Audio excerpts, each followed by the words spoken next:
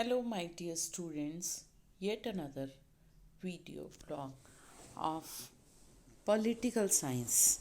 As you are familiar, we were discussing the chapter Contemporary South Asia, and in our previous video, we have discussed about what is South Asia. Journal, we have discussed about each and every country of South Asia. Now we are going to discuss each and every country in detail. The very first country we are going to discuss, that is Pakistan. Pakistan में बेटा mix rule रहा है, military and democracy. Clearly we can say military rule. Okay, ज़्यादा military ही रही है. और formation के बाद ही पाकिस्तान के कहते हैं कि जिन्ना भी बहुत ज़्यादा पछताए थे पाकिस्तान को बना के, जिस तरह से अलग डायरेक्शन में पाकिस्तान जाना शुरू हो गया था.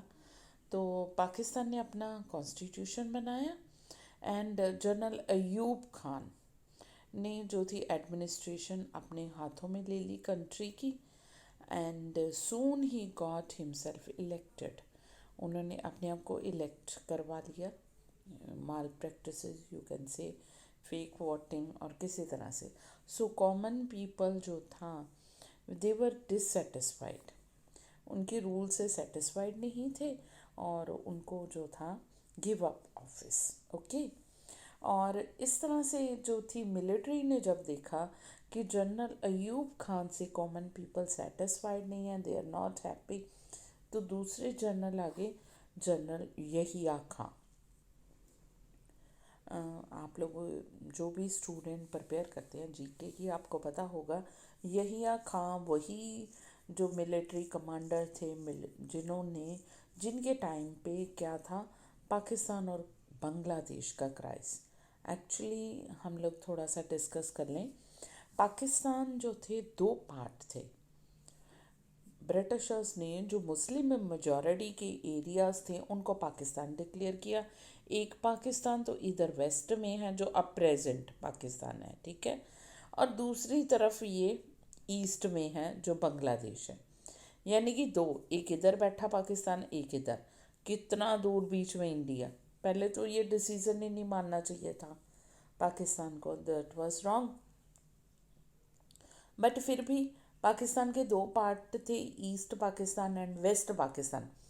अब वेस्ट पाकिस्तान क्या करता था, जो अब पाकिस्तान है वो ईस्ट पाकिस्तान का यानी कि बांग्लादेश को बहुत ज़्यादा एक्सप्लॉइट कर रहा था, जैसे कि ब्रिटिशर्स करते थे. सबसे ज़्यादा उनको चिढ़ समझ लो, गुस्सा था कि उनकी Bengali language, they were enforcing the क्या, उर्दू लैंग्वेज. बंगाली लैंग्वेज से बहुत, बंगाली कल्चर से, उनकी ड्रेसिंग सेंस से बहुत प्रॉब्लम थी. अब ये क्राइसिस बढ़ते गए. उनको इतना टॉर्चर किया जा रहा था कि वहाँ पे डेमोन्स्ट्रेशन, प्रोटेस्ट होने शुरू हो गए. उनको कोई पॉलिटिकल पार्टी बनाने की परमिशन नहीं थी, बट फिर भी वहाँ पे जो था डेमोन्स्ट्रेशन स्टार्ट हुए, उनको सप्रेस किया गया, प्रोटेस्ट. तो इस तरह से क्या हुआ, उनके ऊपर जब टॉर्चर मारना शुरू किया, बांग्लादेशी भाग के इंडिया में आने शुरू हो गए.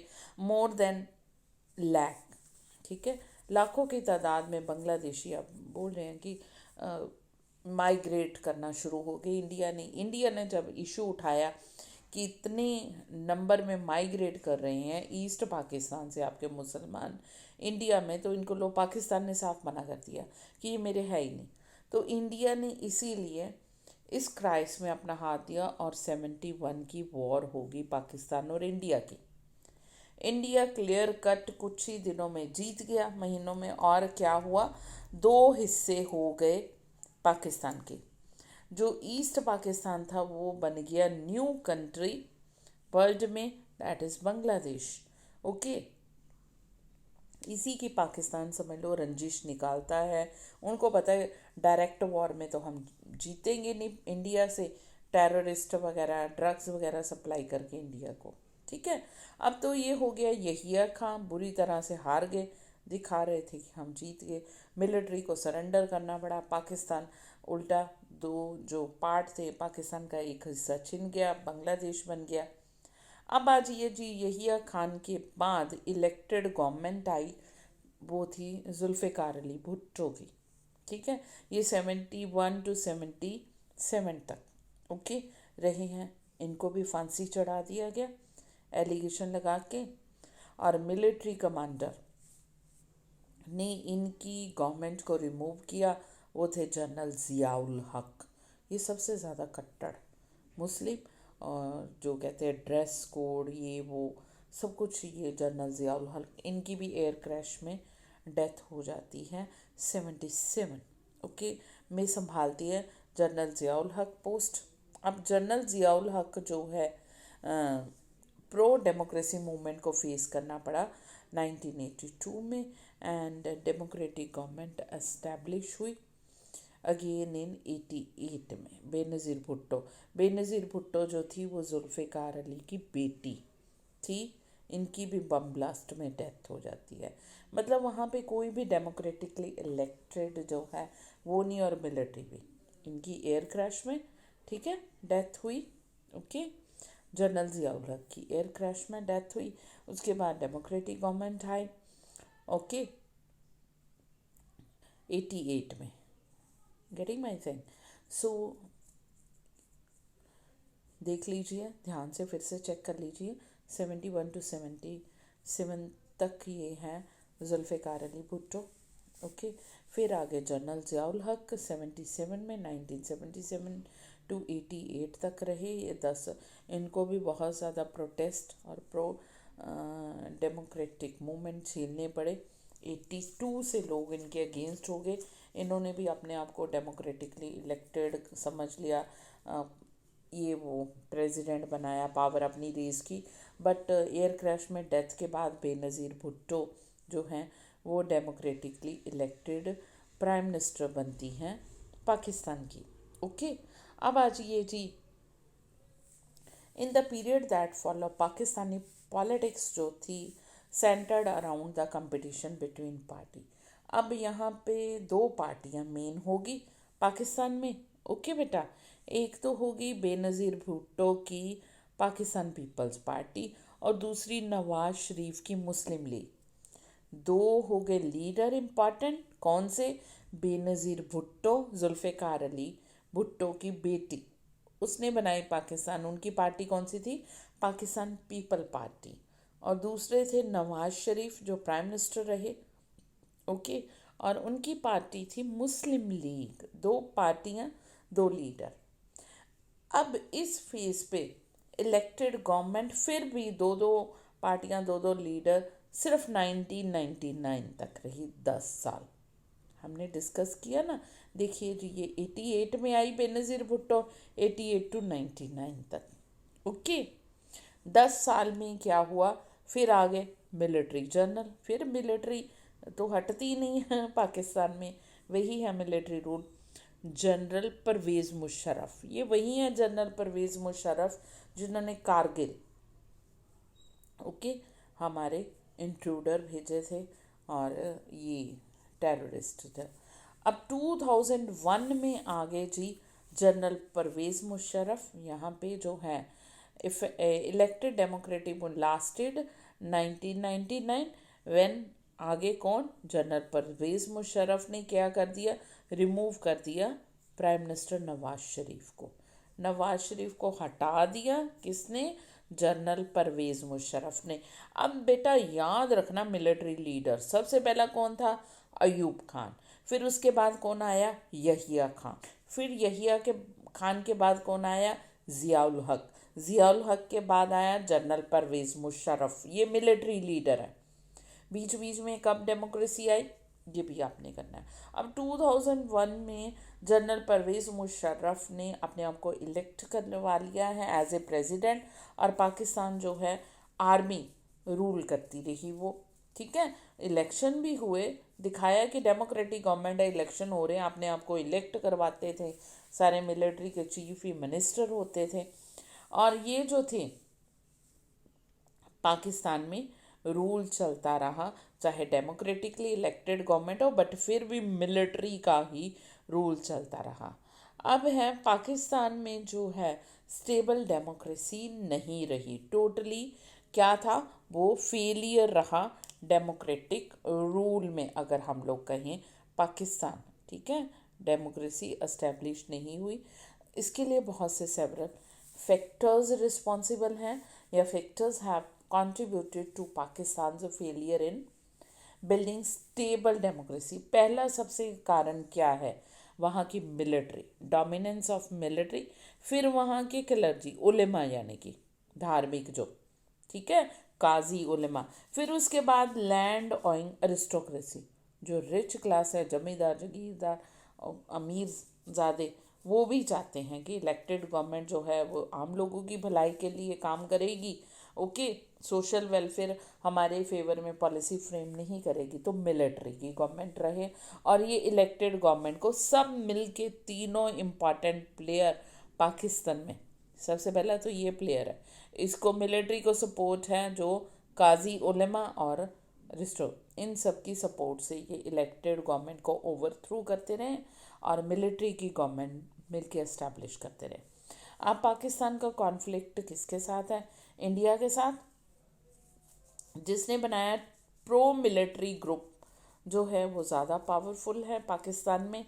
और ये ग्रुप जो है ऑफन सेड, अक्सर कहा जाता है कि पॉलिटिकल पार्टीज़ और डेमोक्रेसी जो है पाकिस्तान में फ्लॉ रहा है यहाँ पे। आप हम सबको पता है डाउन है। पाकिस्तान की सिक्योरिटी भी जो है वो आपको पता है हार्मफुल है। डिटेल में नहीं डिस्कस करूँगी, जब अफ़गानिस्तान क्राइसिस डिस्कस किया है उसमें भी मैंने आपको बताया कि किस तरह से पाकिस्तान और अमेरिका ने तालिबान को बनाया, खड़े किए, और अमेरिका और पाकिस्तान के ही वो दुश्मन बन गए। इसलिए अब सिक्योरिटी जो है पाकिस्तान की सेल्फिश माइंडेड पार्टीज़ की वजह से ही एकदम से क्या है, क्योस है। डेमोक्रेसी और कंट्री की सिक्योरिटी के लिए भी खतरा है। आर्मी को पहले तो पावर से दूर रहना चाहिए अगर डेमोक्रेसी है, ठीक है। पाकिस्तान में डेमोक्रेसी को सक्सेसफुल बनाना है। हमारे अपनी कंट्री में भी आर्मी अगर चाहती, इंटरफेयर करती, तो क्या डेमोक्रेसी, ठीक है। फिर सेकेंडली आर्मी का बिल्कुल नहीं रोल होना चाहिए और फ्री प्रेस होनी चाहिए। प्योर प्योर डेमोक्रेसी तो ये है सेंसरशिप ना हो, मीडिया फ्री हो और ह्यूमन राइट्स सबको मिले, स्ट्रॉन्ग ह्यूमन राइट मूवमेंट चले, सबको हो। फिर सबसे बड़ा लैक क्या है, इंटरनेशनल सपोर्ट। मैंने आपको बताया ना कि जब वर्ल्ड टू ब्लॉक्स में डिवाइडेड थी बिफोर 1991, ठीक है, बिफोर 1991 इंडिया की यूएसएसआर के साथ फ्रेंडशिप थी, तो उसको डाउन दिखाने के लिए यूएसए ने पाकिस्तान को बहुत सपोर्ट किया है। ओके, इवन कि पाकिस्तान में टेररिस्ट जो थे या अफ़गानिस्तान में यूएसएसआर का कंट्रोल था, आपको पता है, उनको डाउन दिखाने के लिए बार तालिबान बनाए। अब वही जो है इंटरनेशनल सपोर्ट नहीं रही है डेमोक्रेसी रूल की, क्योंकि military was playing like a puppet in the hands of USA, ठीक है। जैसे वो डोमिनेंस रहा है, सुपर पावर्स भी ऐसे इस तरह से चलता आ रहा है।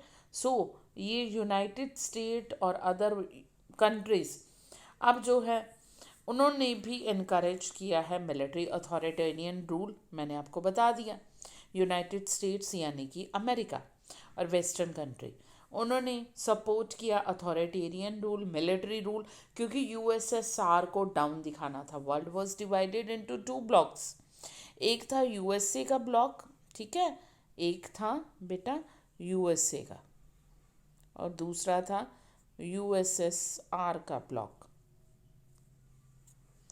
ओके, दो ब्लॉक। और इस ब्लॉक को डाउन दिखाने के लिए क्या किया, इस यूएसएसआर के ब्लॉक को डाउन दिखाने के लिए यूएसए और यूरोपियन कंट्रीज़ ने क्या किया है, इनकरेज किया है मिलिट्री को, ओके, अथॉरिटेरियन रूल को, क्योंकि मिलिट्री जो थी वो पूरा यूएसए और यूरोपियन कंट्री, वेस्टर्न कंट्री के अकॉर्डिंगली चल रही थी।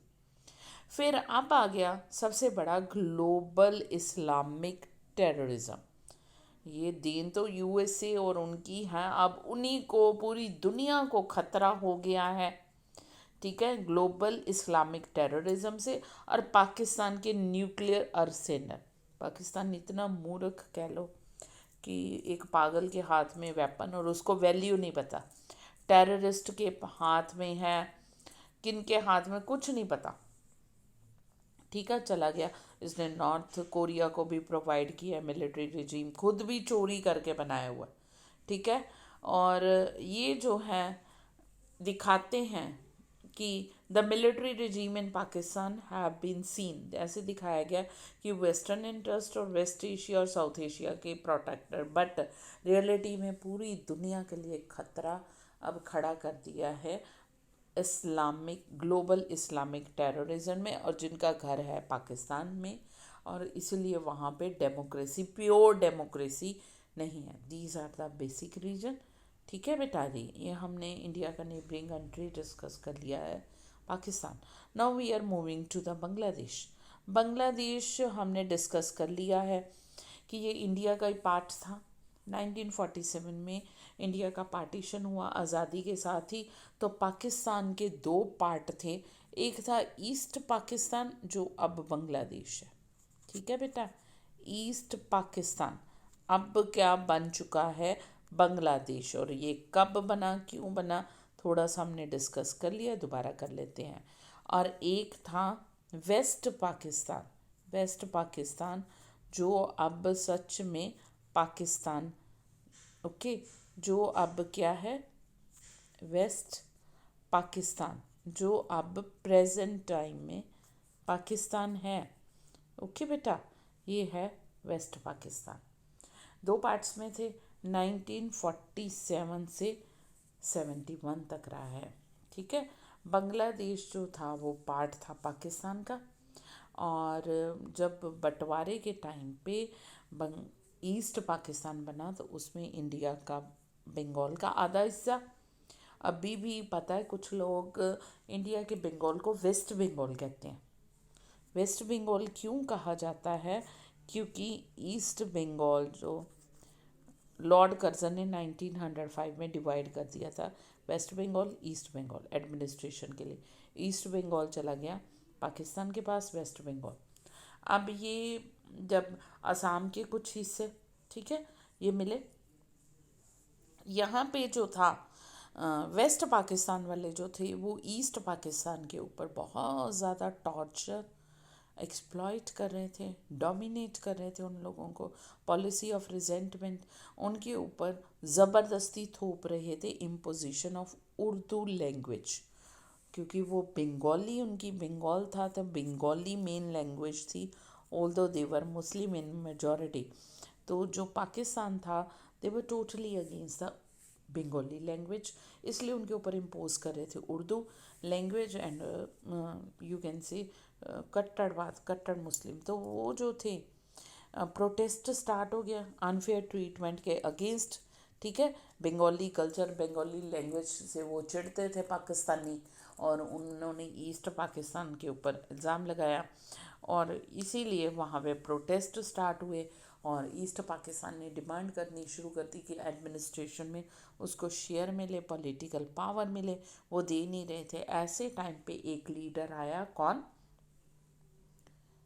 शेख मुजीबुर रहमान, उनकी पार्टी थी अवामी लीग। ओके, इन्होंने स्ट्रगल किया है पाकिस्तान डोमिनेंस के अगेन, और ऑटोनॉमी की डिमांड की ईस्टर्न रीजन की, हमें आज़ादी चाहिए, हमने पाकिस्तान के अंडर रहना ही नहीं, ये कर दिया। फिर प्रेशर में आके पाकिस्तान को 1970 में इलेक्शन करवाने पड़े। ठीक है, यहाँ पे क्या हुआ कि ईस्ट पाकिस्तान में यानी कि बांग्लादेश में अवामी लीग पार्टी जो शेख मुजीबुर रहमान की थी वो इलेक्शन जीत गई, सारी की सारी सीट ईस्ट पाकिस्तान की सिक्योर की मेजॉरिटी, और कॉन्स्टिट्यूएंट असेंबली जो थी पूरे पाकिस्तान। अब जो ये मुजीबुर रहमान जीत गए, वो वेस्ट पाकिस्तान ने रिफ्यूज़ कर दिया, मना कर दिया किसी भी तरह से कि वो नहीं मानेंगे। ठीक है, और जो भी उन्होंने प्रपोज किया था कॉन्स्टिट्यूएंट असेंबली अपनी बनानी, अपना कॉन्स्टिट्यूशन, शेख मुजीबुर रहमान को अरेस्ट कर लिया गया, और मिलिट्री रूल उस टाइम पे हमने पीछे भी डिस्कस कर लिया, उस टाइम पे पाकिस्तान, वेस्ट पाकिस्तान यानी कि और ईस्ट पाकिस्तान एक ही थे, तो मिलिट्री का रूल था और मिलिट्री के जनरल थे यहिया खां। ठीक है। और पाकिस्तान आर्मी ने, यहिया खान ने पूरी कोशिश की बुरी तरह से बंगाली मूवमेंट, बंगाली लोगों का जो मूवमेंट था ईस्ट पाकिस्तान की तरफ, उनको सप्रेस किया जाए, दबाया जाए। लाखों की तादाद में पाकिस्तान आर्मी ने बंगालियों को मार भी दिया और लार्ज स्केल में माइग्रेशन हो गया इंडिया। और इस तरह से इंडिया के लिए बहुत बड़ी सिरदर्दी बन गई, प्रॉब्लम बन गई। क्या? रिफ्यूजीज। जो गवर्नमेंट ऑफ इंडिया थी वो सपोर्ट कर रही थी ईस्ट पाकिस्तान की डिमांड कि उनको इंडिपेंडेंट नेशन दे दिया जाए, क्योंकि इंडिया भी कह रहा था कि अगर आपने उनको नहीं लुक आफ्टर करना, हमारे अंदर माइग्रेट कर रहे हैं, या तो सारे संभालो अपनी प्रॉब्लम, मेरे अंदर माइग्रेशन हो रहा है तो मेरे को ये प्रॉब्लम नहीं, अपने संभालो और इनको कंट्री इंडिपेंडेंट दो। इंडिया ने बंगालियों की हेल्प की फाइनेंशली और मिलिट्री। ठीक है, पूरी तरह से। और इस तरह से इंडिया और पाकिस्तान में लड़ाई छिड़ गई। ओके, दिसंबर 71 में। और पाकिस्तान आर्मी को सरेंडर करना पड़ा, बुरी तरह से हार गई ईस्ट पाकिस्तान में, और बांग्लादेश की फॉर्मेशन होगी एज ए इंडिपेंडेंट कंट्री, यानी कि ईस्ट पाकिस्तान बन गया बांग्लादेश। कब? 71 में। अब बांग्लादेश ने अपना कॉन्स्टिट्यूशन ड्राफ्ट किया है, डिक्लेयर किया सेकुलरिज्म, डेमोक्रेसी और सोशलिज्म। ऑल्दो सेकुलरिज्म तो रहा नहीं वहाँ पे, वहाँ पे भी मुस्लिम कट्टरवाद आ रहा है। ठीक है। अब यहाँ पे हम लोग डिस्कस करें, 71 में बन गया बांग्लादेश। 75 में आते आते शेख मुजीबुर रहमान ने क्या किया? कॉन्स्टिट्यूशन अमेंड कर दिया, जो पार्लियामेंट्री गवर्नमेंट से बना दी बांग्लादेश में प्रेसिडेंशियल गवर्नमेंट, और अपने को पावर बहुत ज़्यादा दे दी, बाकी सब पार्टियों को अबॉलिश कर लिया। अपनी पार्टी ही रहेगी उनकी, शेख मुजीबुर रहमान की अवामी लीग। अब फिर से टेंशन और कॉन्फ्लिक्ट होने शुरू हो गए बांग्लादेश में। ठीक है, ये ड्रामेटिक और ट्रेजिक डेवलपमेंट थी। क्या? शेख मुजीबुर रहमान असैसिनेटेड, मार दिया गया मिलिट्री अपराइजिंग में। कब? अगस्त 75 में। ठीक है। इसके बाद एक और मिलिट्री रूल आ गया सेम पाकिस्तान की तरह, अब यहाँ पे हो रहा है ज़ियाउर रहमान। ठीक है, ज़ियाउर रहमान आए, उन्होंने बांग्लादेश में नई पार्टी बना ली, बांग्लादेश नेशनल पार्टी, और इलेक्शन जीत गए हैं 79 में। ठीक है बेटा। कब मारे गए?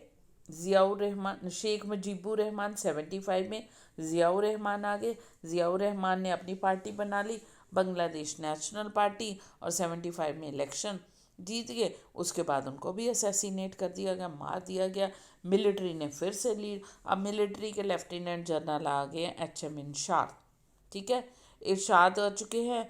और बांग्लादेश के लोग जो थे, अब इसके बाद जो थे, अब वो सड़कों पे उतर आए कि उनको डेमोक्रेसी चाहिए। स्टूडेंट सबसे आगे मोर्चा उन्होंने संभाला है। जब यंग जनरेशन आगे आ जाए तो गवर्नमेंट को झुकना पड़ता है। इरशाद को मजबूर होना पड़ा, पॉलिटिकल जितनी भी अपनी एक्टिविटी थी वो लिमिटेड करे, अपनी पावर को कम करे, जनरल इरशाद को। और बाद में जनरल इरशाद ने अपने आप को डिक्लेयर कर दिया इलेक्शन में, यू कैन से माल प्रैक्टिस से, कि मैं प्रेसिडेंट बन गया हूँ 5 साल के लिए।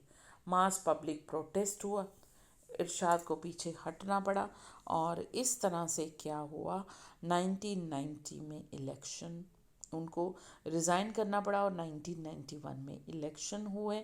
उसके बाद से आज तक वहाँ पे डेमोक्रेसी है और मल्टी पार्टी सिस्टम, ठीक है, वर्किंग कर रहा है। This was the history of, you can say, political history of Bangladesh and Pakistan. I hope you understood. I have discussed each and everything step by step. I hope you understood each and everything, but still you have any problem, send me your problem in comment section. That's all from your Aradhna ma'am. But before leaving beta, please like, share and subscribe to my channel.